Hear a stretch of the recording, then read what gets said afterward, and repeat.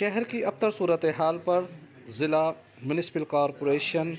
Civil society, تاجر تنظیمیں سر جوڑ کر بیٹھ گئیں۔ ڈپٹی کمشنر آفس میں منعقدہ اہم اجلاس کے دوران 11 فروری سے شروع ہونے والی صفائی مہم کے حوالے سے اہم فیصلے کیے گئے۔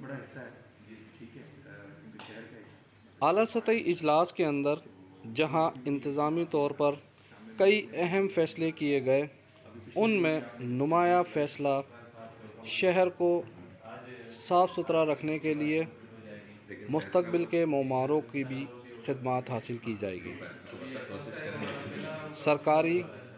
و نجی درسگاہ انتظامیہ خصوصی طور پر تیار کرائے گئے پمفلیٹ جس سے صفائی آلودگی کے خاتمے کے حوالے سے آگاہی فراہم کی جائے گی، وہ تقسیم کیے جائیں گے۔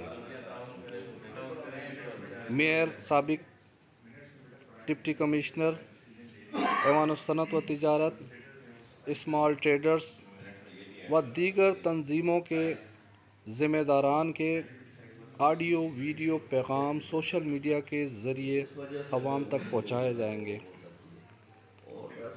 سندھ کے اس تاریخی شہر کو صاف ستھرا رکھنے، آلودگی سے پاک کرنے کے لیے یوں تو ماضی میں کئی اہم اجلاس منعقد ہو چکے ہیں، مگر اس کے نتائج خاطر خواہ سامنے نہیں آ سکے۔ حالیہ اجلاس سے اسٹیک ہولڈر میں یہ امید جاگ چکی ہے کہ اگر ہم ایک پلیٹ فارم پر جمع ہو کر آگاہی اور صفائی مہم شروع کریں